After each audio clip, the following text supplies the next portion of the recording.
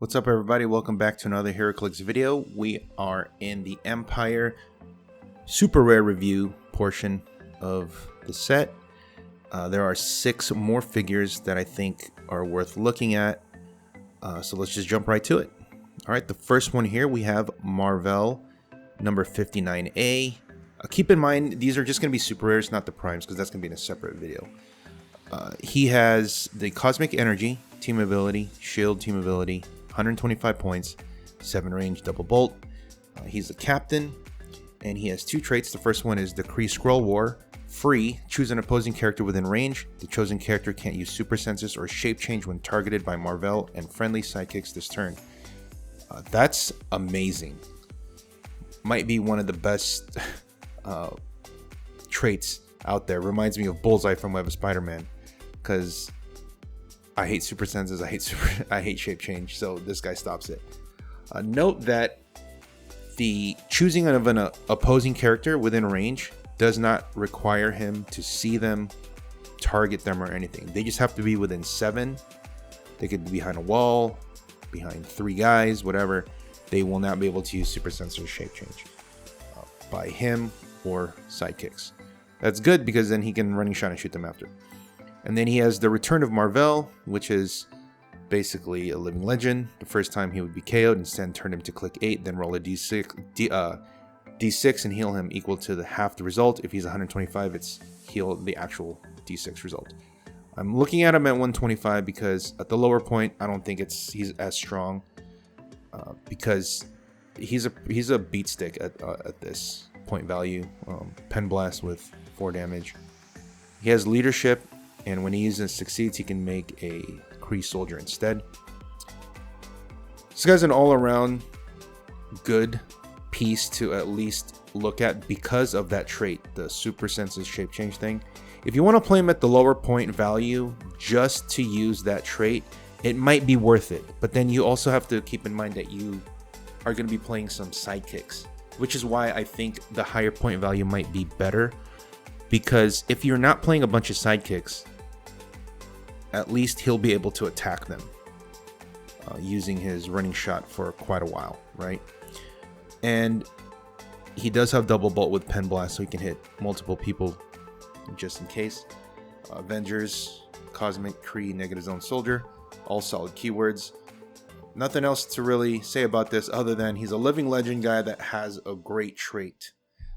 If it was just any characters other than sidekicks, it would be a little bit better. But who knows, maybe sidekicks can, get stronger when combined with other sets, and then there might actually be a team to be made out there. All right, so the next one we have the one that everybody kind of anticipated to be a really good piece. Captain America number 51, the team swap guy. We're only looking at the 40-point dial, because we're looking at him mainly for the team swap mechanic. Because if you're going to play him at 75 points or 100, you're probably not going to be swapping him out, because you're going to be using them as a main attacker, right? At 100 points and 75 points, either primary or secondary attacker. You could play him here because he does have leadership and running shot, ESD, and enhancement and whatnot. But really, you're going to be using him for the Avengers Assemble trait, where he gets to swap out 4 characters for 4 Avengers from sideline. Everybody already knows how good Invisible Woman was at 40 points, Magneto is at 40 points, and Professor X at 40 points, and they're all being used. And with Avengers having a much larger pool of characters to choose from in both Bronze and Modern, this Captain America should definitely see quite a bit of play. So this guy will definitely be up there, and be on the lookout for some crazy Avenger teams, because they're going to have a lot of sideline options. Okay, the next one is Venom Rogue, super rare number 61. This character got an errata as I'm reviewing this, and definitely takes a hit, but she's still pretty good. Okay, so 75 points, 6 clicks. It's a little on the higher side. Brotherhood and X-Men team abilities. She's Monster X-Men. Symbiotic fusion, plasticity, super senses. So she's a symbiote, but no super senses, or shape change. Okay. And if Venom Rogue is within 4 squares in line of fire of an opposing character, she can't be targeted by range attacks. Keep in mind that she just has to be within 4 of any bad guy, which means if there's someone in the front of the back line of characters and she's within 4 of that, the back line can't shoot her. So just keep that in mind. And she has another trait. I can remember everyone I've ever touched. When Venom Rogue hits, give a hit character an absorption token. Free, choose a displayed power. Now it's displayed standard power that an adjacent character or a character with an absorption token can use. She can use it until she chooses again. So it's not until the next turn, it's until she chooses again, so that's really good. It's much better. If she could use the just displayed special powers, it's superb, right? Just amazing. But they errated it. It's not quite as good, but still really good. And she has an attack power on her last 5 clicks. Quake, steal energy when she heals. But she heals 1 click for each hit opposing character damaged by the attack. So if she's using Quake and she hits like 3 people, and she's like on click 5, she can heal 3 times. And when she attacks, she deals penetrating damage. Penetrating damage on her Quake means she's really going to get that healing. Because of that attack power and just the fact that she can just, copy a power, she's definitely playable at 75 points, even though she's a little on the higher end. But she does have steal energy and that symbiotic fusion. I think in monster X-Men teams, she's also another candidate for a monster, so that if she dies, that Deadpool can come in. And she's also a team swap option. So she's definitely worth looking at, right? All right, now this next one, Wolverine number 52. I think they need to clarify a couple things here, but just on pure stats alone, this guy's amazing. 50 points, 6 clicks, of course above value already, but 4 clicks of 12 attack, 2 clicks of 11 with exploit for 3 clicks, blades, charge, flurry. And, just high stats all around. Shield Spy X-Men. He has tracking the target, a trait. At the beginning of the game, choose an opposing character as Wolverine's mark. Whenever that character moves after resolutions, you may move Wolverine up to 2 squares. Dang, so he's just following and moving them as they move. If Wolverine's mark is KO'd, choose a different opposing character to be a new mark. Now here's the other trait. Silently stalking. Wolverine can't be targeted until he has made an attack this game or is adjacent to his mark. Now, if you're using the team swap mechanic and you're swapping him in, the tracking the target part will have already been missed for the trigger, which means he's not going to have a mark. So the silently stalking part, where he can't be targeted until he has made an attack or is adjacent to his mark, it's not going to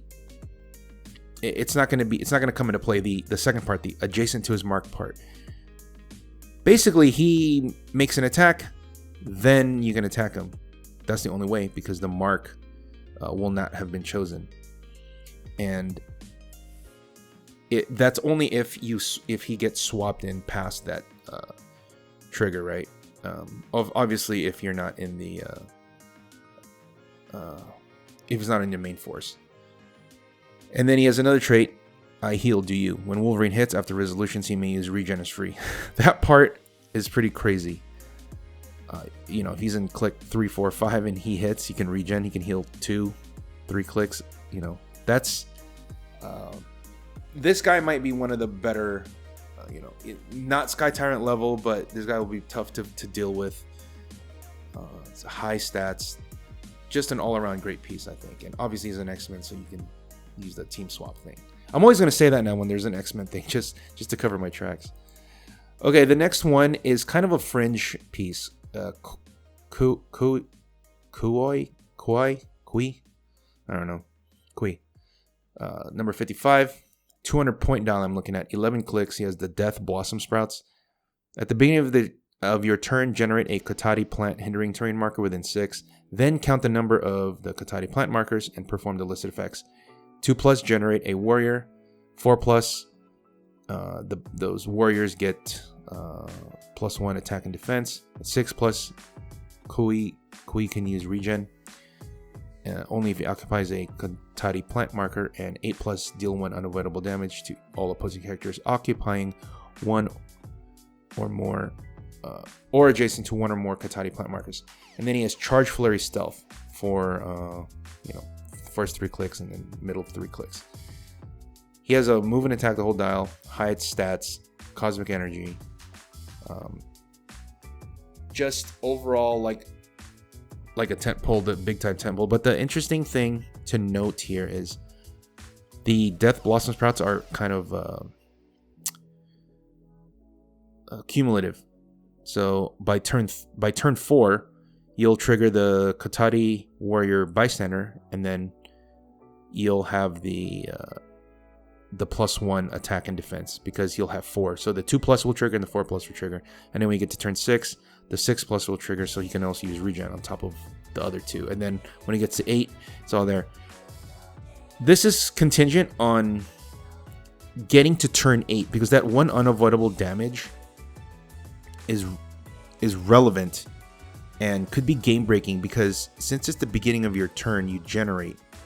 So if he's able to generate it, the 8th one next to a person, that's, or next to like 3 people, then they're all going to take one unavoidable. But it is contingent on you getting to turn 8. Sometimes the game will be done before then, or you won't even get to turn 8 because the game only went 5 or 6 turns. So keep that in mind when you're playing this piece. But this has definitely potential because of that 8+ thing. The Death Blossom Sprouts where there's 8+. I imagine that you might not get there, but who knows? That's why I put him here, because it's potential. All right, and then the last one is the Ultron Super Rare 53A, Masters of Evil, Team Ability, keyword, and he has Robot Ruler Scientist, all great keywords. We're going to look at it at the +5 points, the molecular integration, because I don't know why you wouldn't pay this 5 points. When Ultron would be KO'd, instead replace it with the Ultron Pym on click 4, which is the prime. And that's a beast. So you're paying 145 and you're getting more clicks. So this guy has a stop click, 9 clicks with a stop click, and then if you're paying the 5 points, he's going to go into Ultron Pym, which has, another few more clicks. And then he has Conscious Spores. Power. Generate an Ultron Drone Bystander. If Ultron was damaged since your last turn, generate 2. If there are no Ultron Drone Bystanders on the map, this trait is activated as free. So you can do free in the beginning, and then power the next time, and if he gets hurt, you can make power to make 2 more. At the beginning of your turn, gain 1 mission point for each friendly character with Ultron in its name in your opponent's starting area. And then stop toughness. He's not really that great of an attacker because he has he has energy explosion and enhancement with no way to get around like super senses or reducers. However, he does make a lot of bystanders, and it's going to be interesting to see how close you can get the mission points now, because with all these, all it says is Ultron in the name, so it could be him, it could be Pym Ultron, and it can also be the bystanders or other Ultrons. So if you can swarm the starting area, you can just gain all those mission points. And then if you are playing a robot team and you get there and they all start dying, they can just get retailed by either if you're playing bronze, you can get retailed by a Tri-Sentinel or Maridroid or Skyscraper and Wonder Woman.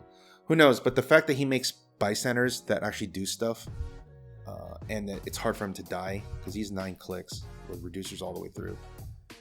Definitely worth looking at. However, he's going to be 145 points, so he is going to be a tent pole, but it might be offset by making all those bystanders. So, let's see what happens with this, right? All right, so that's the super rare portion. The next one will be the chases and primes. Let me know if I missed anything. I think there's some really strong pieces here. The Captain America will definitely see probably the most play. And that Wolverine, just the rate and just the difficulty of having to attack him and kill him, that guy's going to be insane. So, all right, hope you guys enjoyed it. Let me know what you guys think. Obviously, if I missed something, let me know. All right, that's it. Until next time, guys. Remember, only bad players blame the dice. See ya.